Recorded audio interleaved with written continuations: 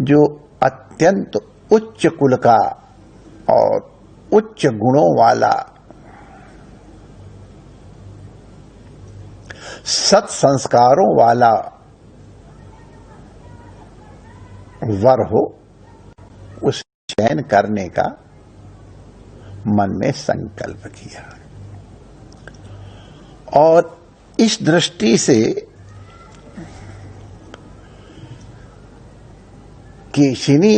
सुकेशिनी ने सुधन्वा को, ये अंगिरा ऋषि के पुत्र थे सुधन्वा, और बड़े विशिष्ट धर्मपरायण थे।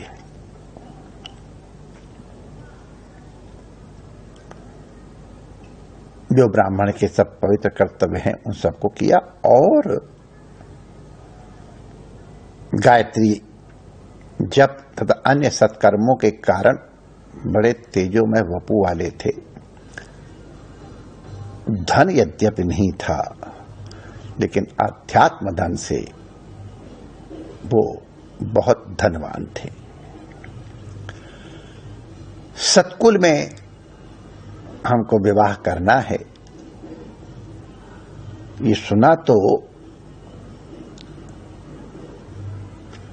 प्रहलाद जी के पुत्र विरोचन ने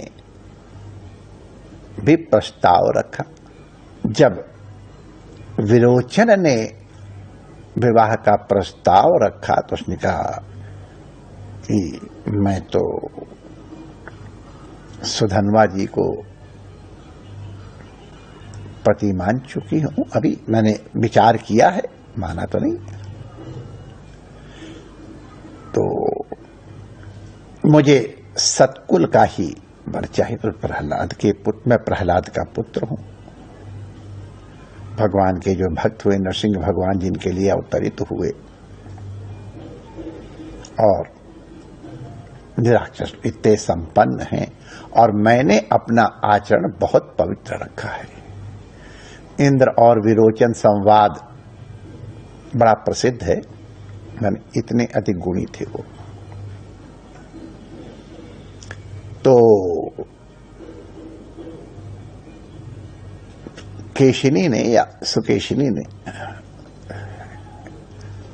कहा कि ठीक है, आप दोनों निर्णय कर लो कि आप में से कौन श्रेष्ठ है, मैं उसी का वर्ण कर लूंगी।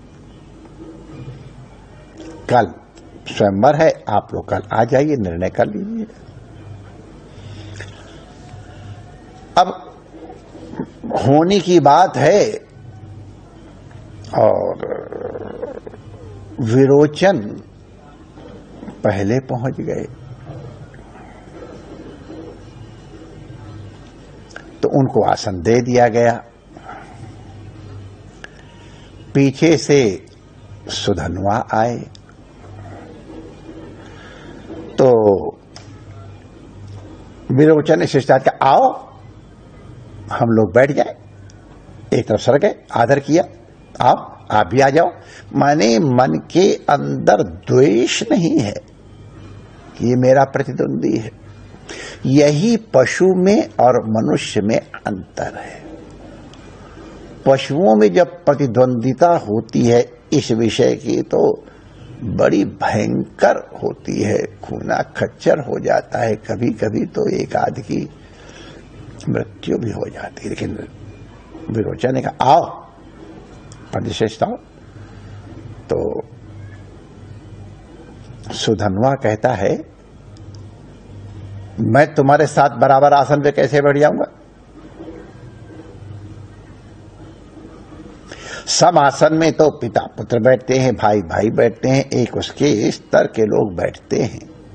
ऋषि बैठ सकते हैं, दो विद्वान बैठ सकते हैं। मैं श्रेष्ठ ब्राह्मण, मैं तुम्हारे साथ समासन पे कैसे बैठ जाऊंगा? और एक चीज ध्यान रखना चाहिए, हमारे पूज्य मलुक पीठाधीश्वर इतने बड़े महात्मा होकर के भी इसका इतना ध्यान रखते हैं कि क्या कहा जाए, लोगों को उनसे शिक्षा लेनी चाहिए। तो समासन पे नहीं बैठा जाता है। जो एक श्रेष्ठ हो, एक कनिष्ठ हो, तो समासन पे ना बैठे। किसी भी कारण से, आयु के कारण, विद्या के कारण, धन के कारण भी है हाँ, वो भी है, कुल के कारण, वर्ण के कारण। तो विरोचन कहते हैं, मैं तुमसे, मैं राक्षस वंश का हूं, राजकुमार हूं, राजा का युवराज हूं, मैं किस प्रकार से कनिष्ठ हूं। अब होने लग गया दोनों में शास्त्रार्थ, मैं श्रेष्ठ की तू श्रेष्ठ। अब दोनों अपनी अपनी श्रेष्ठता प्रतिपादित करने लग गए। तो अब निर्णय कौन करे, मध्यस्थ कौन बने। तो यह देवता ब्राह्मण तो मध्यस्थ न बनाओ, क्योंकि वो ब्राह्मण का पक्ष लेंगे। तो सुधन्वन का तुम किसी को बना लो। राजा प्रहलाद, उनको बना लो। ध्यान रहे, ये विरोचन के पिता हैं, लेकिन राजा हैं, इसलिए निर्णय करेंगे। तो उन्होंने कहा ठीक है, जो निर्णय होगा वो हम लोग मान लेंगे, लेकिन एक चीज बताए दे रहा हूं, ये हमारी आपस की प्रतिस्पर्धा घातक न हो, इसलिए जो पराजित होगा उसको अपने प्राण विजित को देने पड़ेंगे। माने एक बचेगा दोनों में, विजयी बचेगा, दूसरा को अपना प्राण देना पड़ेगा। इस शर्त, इतनी कठिन शर्त, लेकिन दोनों को अपनी श्रेष्ठता के ऊपर विश्वास था और प्रहलाद के यथार्थ निर्णय के ऊपर भी, निर्णय करने के सामर्थ्य में विश्वास था। तो दोनों पहुंचे और सुधन्वा ने कहा कि ये केशिनी के कारण हम लोग आपस में प्रतिस्पर्धा हो गई, हम में से श्रेष्ठ कौन है। तो उसका निर्णय आपको करना है, लेकिन राजा ने ध्यान रहे कि जो पराजित होगा उसको अपने प्राणोत्सर्ग करने पड़ेंगे। प्रहलाद बेचारे एक पुत्र बड़ा मोह में तो पड़े, लेकिन सुधन्वा ने सावधान कर दिया ब्राह्मण के स्वभाव से कि सत्य निर्णय करने में प्रमाद नहीं करना चाहिए। उन्हें बहुत से बताए, उनके ये दुष्परिणाम होते हैं। तो प्रहलाद ने कहा अपने पुत्र विरोचन से, वत्स, तुम्हारे पिता से, सुधन्वा के पिता महर्षि अंगिरा श्रेष्ठ हैं। महर्षि अंगिरा की पत्नी भी तुम्हारी माता से श्रेष्ठ है, और इन्होंने वर्ण आश्रम की दृष्टि से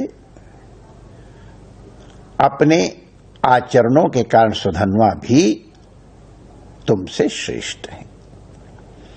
तो माता पिता की शुद्धि से भी और आत्म शुद्धि से भी ये तुमसे श्रेष्ठ हैं। आपका जीवन इनके अधीन है, आप इनको प्रणाम करो। मैं भी आते तो उठ के इनको प्रणाम करता हूं। सुधन्वा इस निर्णय पे प्रसन्न हो गए। तो विरोचन प्रस्तुत हो गया अपने प्राण देने के लिए। तब सुधन्वा की आंखों में आंसू आ गए। प्रहलाद, तुम भक्त श्रेष्ठ हो, राक्षस कुल में उत्पन्न होने पर भी आपने राजा की मर्यादा का, सत्य के पालन का जो आदर्श उपस्थित किया है, उससे मैं गदगद हूं। तुम्हारे जैसे पवित्र आत्मा का एकमात्र पुत्र नष्ट हो जाए तो कौन फिर इस प्रकार से धर्मनिष्ठ होगा। मैं तुम्हारी इस निष्ठा के कारण तुम्हारे इस पुत्र का जीवन दान करता हूं। इसके लेकिन प्रायश्चित के लिए ये केवल केशिनी के सन्मुख हमारे चरण धोए, ये श्रेष्ठता का प्रतिपादन हो जाए। तो प्रहलाद के निर्देश पे विरोचन ने सुधन्वा के चरण प्रक्षालन किए और सुधन्वा भी बहुत श्रेष्ठ थे, इसमें कोई संदेह ही नहीं, लेकिन विरोचन भी बहुत उत्कृष्ट, उनके अन्य सब कुछ घटनाएं आएंगी।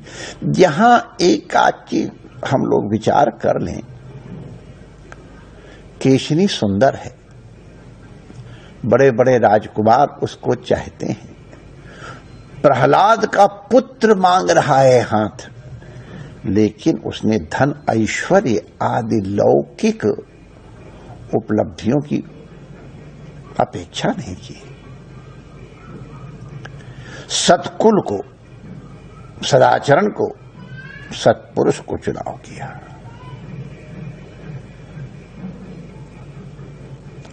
इस प्रकार से जब लोग सावधान, ये जो विवाह में शाखोच्चार इत्यादि होते हैं, उनका यही कारण था कि रज और वीर्य शुद्ध होना चाहिए। तो ये चीज स्मरण में रहे, इसलिए चर्चा चलाई गई। और ये भी कि निर्णायक का उत्तरदायित्व तो कितना गुरुतर होता है। अपना पुत्र भी है, लेकिन पुत्र मोह के कारण निर्णय बदलना नहीं चाहिए। हमारी भगवती अहिल्याबाई ने एकमात्र पुत्र था, उनको वैधव्य का दुख था और कोई पुत्र होने की संभावना नहीं थी, लेकिन राजकुमार के योग्य आचरण नहीं किया तो माता ने स्वयं अपने पुत्र को दंड दिया। आजकल के दंडाधिकारी जिनके ऊपर ये न्याय निर्णय देने का उत्तरदायित्व है, यदि इस प्रकार से उत्तर देंगे, इस प्रकार से निर्णय देंगे, तो निश्चित रूप से उनका ये यथार्थ निर्णय, अपनी विवेक से सत्य का निर्णय उन्हें सत्य परमात्मा तक पहुंचाएगा। और किसी प्रलोभन इत्यादि की दृष्टि से या प्रमाद से अगर उचित निर्णय नहीं करते हैं तो उन्हें भी प्रत्यवाय प्राप्त होता है। ये धर्म का आसन है अवश्य, सबका वंदनीय है अवश्य, लेकिन जो जितना अधिक उत्तरदायित्वपूर्ण पद होता है, उसका निर्वाह भी उतना ही उत्तरदायित्वपूर्ण होता है। ये हर जगह हमको सोचना चाहिए। जय श्री कृष्ण।